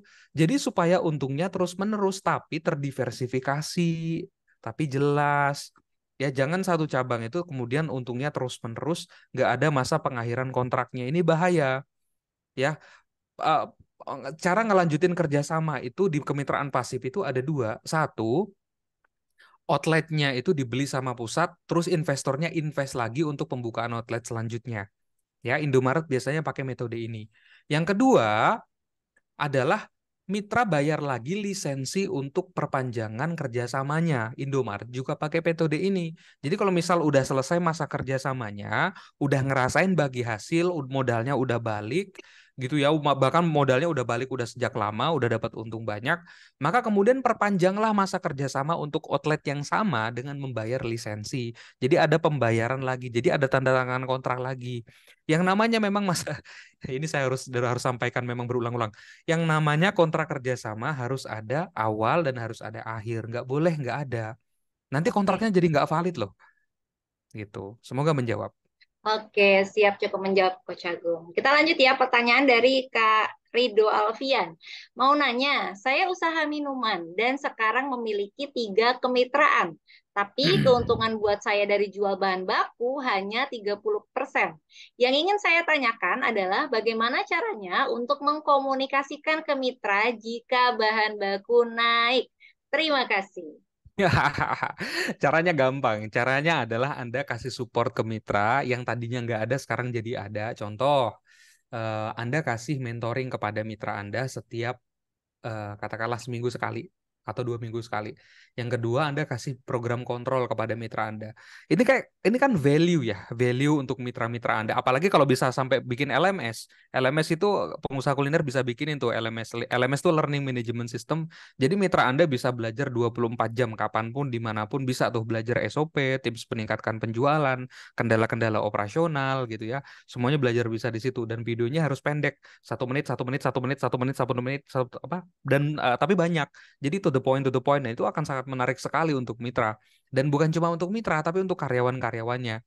Nah, ketika mitra udah dibombardir pakai value, pakai manfaat, oh ternyata kita itu dijagain loh sama pusat. Anda mau naikin harga bahan baku juga gampang. Ya, percaya deh sama saya. Jadi pertama kasih value dulu. Ya, meskipun sebenarnya tanpa value, tanpa kasih itu semua sebenarnya Anda boleh, Anda berhak, kan Anda franchisor ya, Anda brand ownernya gitu ya. Mau naikin 30% ya ke 35% keuntungannya ya, marginnya ya. Ya nggak apa-apa juga sebenarnya karena Anda yang punya brand. Tapi alangkah baiknya kalau misal dibombardir diawali dulu dengan manfaat supaya lebih enak masuknya kepada mitra. Saran saya seperti itu. Saran saya yang selanjutnya adalah coba perhatiin hitung-hitungan mitra ya ke PNL-nya mitra. Coba bikin simulasi sederhana aja. Coba kira-kira dengan kenaikan bahan baku dari 30% ke 35% di pusat, kira-kira untung mitra dari berapa jadi berapa ya? Oh, HPP mitra naik dari berapa jadi berapa ya? Oh, endingnya profit mitra berapa ini? Kemudian harus kita coba bikin simulasi. Apakah masih layak? Oh, kalau nggak layak gimana? Bisa. Solusinya adalah kita naikin harga jual mitra. Kita kasih rekomendasi. Oh, kita naik dari 30% ke 5%. Dari 30% ke 35%. Mitra naikin harga jual dong. Dari 10.000 ke 12.000 per cup misal. Ya, kenapa? Karena pusat juga udah naik gitu bahan bakunya. Karena yang namanya naik bahan baku itu udah jadi hal lumrah sekali di F&B ya. Kadang-kadang nggak bisa ditebak. Contoh perang Rusia-Ukraina kemarin-kemarin tuh. Ya harga gandum tiba-tiba brek. Ya tepung cakra, tepung terigu ya, yang gandum-gandum base gitu ya. Wah itu langsung naik parah, lumayan signifikan. Dan kita nggak pernah tahu nanti pemilu apa lagi nih yang bakal naik nih. Ya, dan itu adalah hal yang lumrah. Kalau misal kita mengkomunikasikan dengan baik, ada mentoring kepada mitra, pasti mitra juga akan memahami, memaklumi kok. Yang namanya mitra itu udah pasti ya. Mitra itu kalau udah jadi mitra ya, pasti sayang sama brand. Udah pasti itu. Kenapa? Karena mereka juga pengen untung. Udah pasti. Ya. Ya, tinggal dikomunikasiin aja. Mereka pasti sayang kok. Nah, solusi yang ketiga adalah apa? Solusi yang ketiga adalah banyakin outletnya. Kalau untung cuma 30%, tapi outletnya ada 100 versus untung 30%, tapi dari 3 outlet, pasti kan secara volume tuh beda tuh. Ya. Beda lah ya dari 30, ya itu itulah. Coba dibanyakin outletnya. Kadang-kadang solusi dari bisnis franchise atau kemitraan itu adalah ya buka banyak cabang. Itu kadang-kadang bisa jadi solusi. Kenapa? Marginnya kecil, tipis, tapi playing by numbers gitu. Kalau misal kemitraannya baru 3, saya sarankan genjot lagi ya. Karena yang namanya kemitraan atau franchise itu adalah metode penetrasi. Ya, tujuan dari franchise atau kemitraan itu adalah penetrasi. Kalau Anda buka kemitraan atau franchise tapi nggak melakukan penetrasi, berarti ada yang salah. Gitu. Ya, mending nggak usah buka kemitraan, mending dikelola sendiri aja. Gitu ya, teman-teman ya, semoga menjawab. Ya. Oke, sip, cukup menjawab Coach Agung. Lanjut nih pertanyaan dari Pak Adri Anggoro. Oh, ini HP peserta franchise blueprint ya. Iya, peserta franchise Blueprint Tangerang. Ini mungkin mau sekalian konsultasi ya. HPP untuk mitra setelah beli bahan baku dari pusat adalah 60%. Apakah sudah sehat untuk mitra kita? Terus setelah beli gantung apakah masih di atas. Nah, saya rasa Pak Adri ini kemarin kan udah praktekin apa namanya? Financial model. Ya, udah praktekin financial model. Kalau misal EBITDA bawahnya tuh masih tetap di atas 20%, go, silakan. Nggak apa-apa. Ya, tapi saran saya sih tekan lagi cost-nya. Kemarin kalau nggak salah kesimpulan utamanya adalah Pak Adri harus harus bangun produksi sendiri, pabrik sendiri. Ya nggak sih? Kemarin tuh diskusinya terakhir gitu tuh. Kenapa? Karena supplier-supplier dari yang kalau misal supply dari vendor-vendor yang lain, satu kualitasnya nggak standar, ya beda-beda. Kedua, jadwal pengiriman kadang nggak pasti, ya. Yang ketiga, apa namanya? Kualitas, harga jual apa kosnya ya, kosnya kadang-kadang agak tinggi. Nah, ini bisa tersolve sebenarnya kalau misal kita punya produksian sendiri. Ya, makanya balik lagi nih, yang namanya game franchise kan tadi ada 2 tuh. Ya, antara kita main di outlet aja atau kita main di logistik aja. Kalau memang pengen ke aktif full gitu ya, maka logistiknya kita jagain, kita kuasain. Ya, flow bahan baku dari hulu ya, itu dari supplier, dari vendor, misal kedelainya produknya Mas Adri ini kebetulan kan tahu ya. Itu kita jagain banget, kita QC banget. Ya, jangan sampai ada produk yang masuk ke pabrik itu dalam keadaan yang nggak baik. Jadi disortir bener-bener, petaninya dipilih. Misal ya, saya kurang paham soal pertahuan. Gitu kira-kira. Semoga menjawab ya. Jadi solusinya adalah, jawabannya adalah harus tetap di atas 20%. Tapi kalau bisa diturun lah ya, jangan 60% HPP-nya ya. Terlalu gede. Semoga Oke, menjawab. siap. Terima kasih Coach Agung. Lanjut dari Pak Rido Alfian untuk ikut workshop 3,5 juta udah include hotel atau belum? Ya, itu Mbak Tia aja yang jawab. Boleh Coach Agung?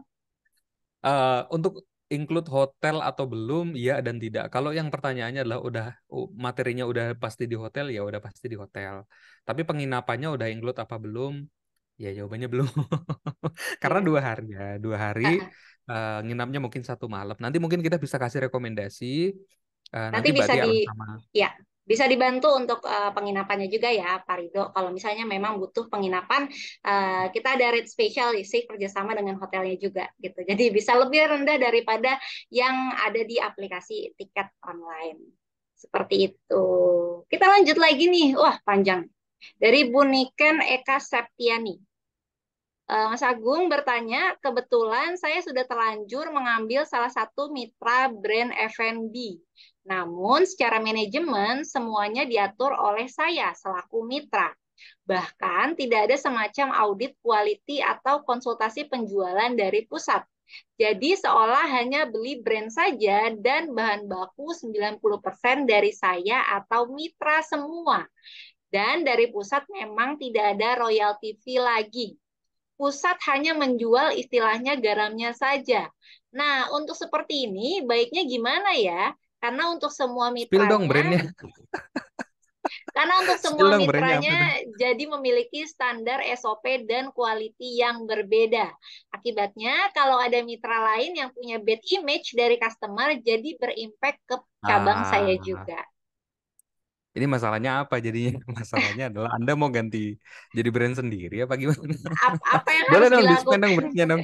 Apa yang harus dilakukan mungkin ya Iya, pertanyaannya ya. karena sudah terlanjur. Ya, yang udah pas, yang saya sarankan adalah coba nyari brand. Kalau misal mitra ya, ini kalau misal saya komunikasi ke mitra biasanya cari kalau kalau kalau kalau mau nyari bisnis kemitraan yang bagus, biasanya datangilah outletnya yang sudah ada, yang udah existing. Nah, itu adalah sampel terbaik lah. Karena gambaran mitranya yang sudah ada itu adalah gambaran Anda nanti ketika menjalankan.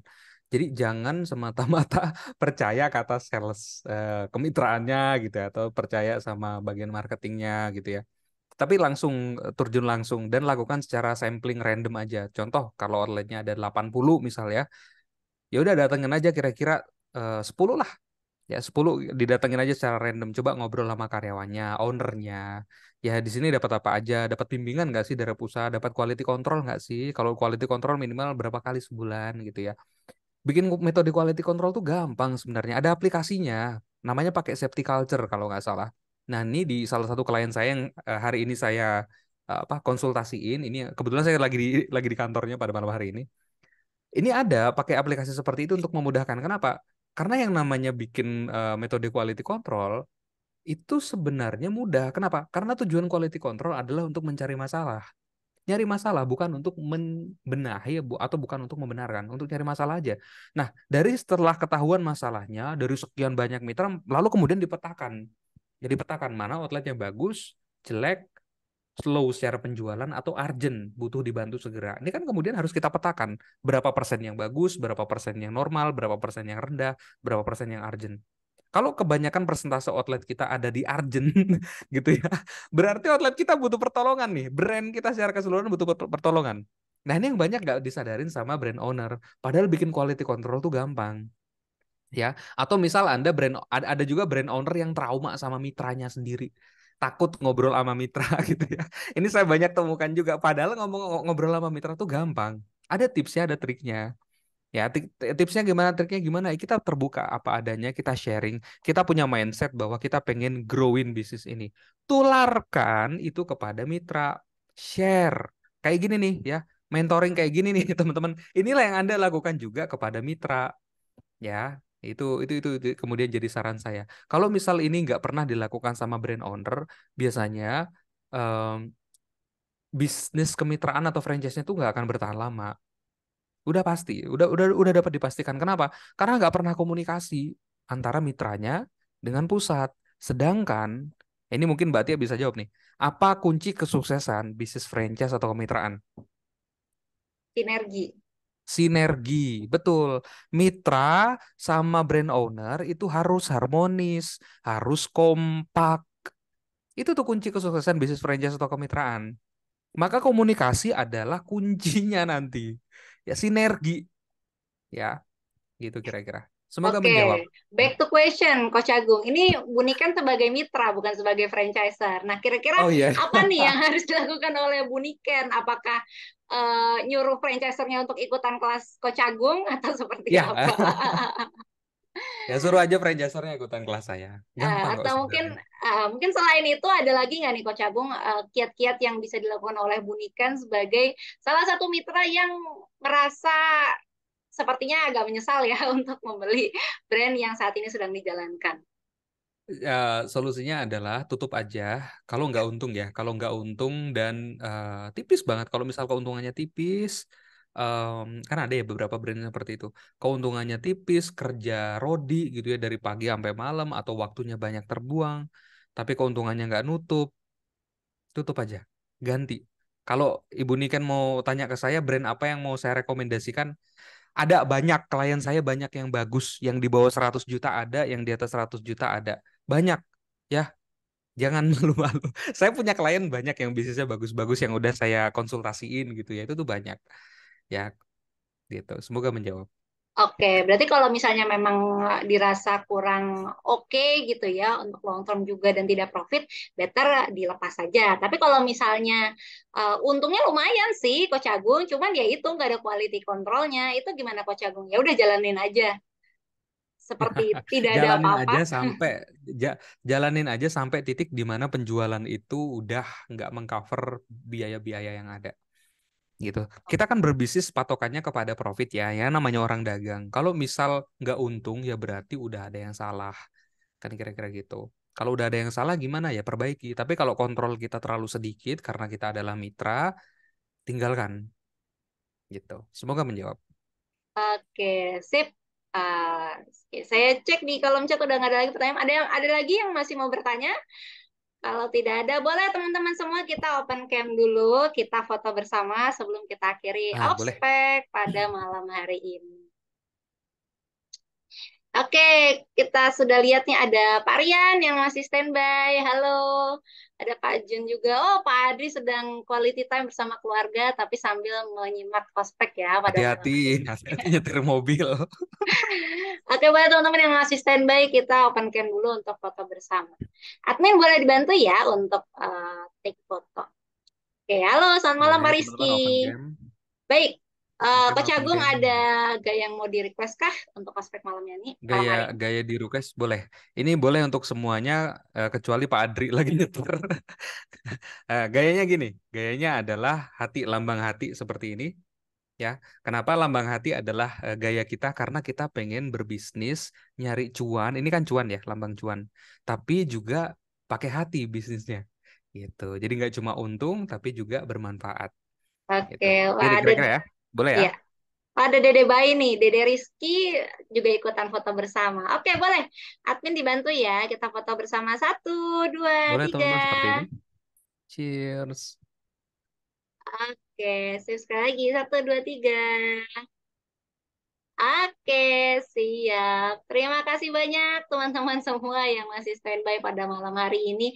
Aku juga mau remind lagi nih buat teman-teman yang tertarik ya tadi mendengar penjelasan dari Coach Agung mau belajar lebih lanjut gimana caranya menghitung financial model, terus juga bagaimana cara menjaga mitra-mitra kita supaya makin long last nih, bisa long term, bisa sampai jangka panjang 5 sampai 10 tahun lagi bisnis kita tetap ada. Bisa ikutan workshop National Franchise Blueprint yang terdekat kita ada di Bandung pada 14 dan 15 November. Lalu di tanggal 12 dan 13 Desember kita akan ada di Bali. Dan yang terakhir kita akan ada di Bogor pada tanggal 27 dan 28 Januari 2024. Pastikan teman-teman untuk ikutan karena tiap kotanya terbatas hanya 15 brand saja. Dan dibimbing dari nol oleh Coach Agung Haryadi. Oke, dan juga buat yang tertarik bisa langsung kontak ke admin aja di WhatsApp di 081299954574. Buat teman-teman semua, terima kasih banyak sudah mengikuti ospek pada malam hari ini. Terima kasih banyak juga untuk Coach Agung yang sudah membagikan ilmu yang sangat bermanfaat ya terkait skema franchise maupun kemitraan buat kita semua. Saya Tia, pamit undur diri. Terima kasih untuk semuanya. Wassalamualaikum warahmatullahi wabarakatuh. Bye-bye semuanya. Oke, Waalaikumsalam warahmatullahi wabarakatuh. Apa nih, putar video?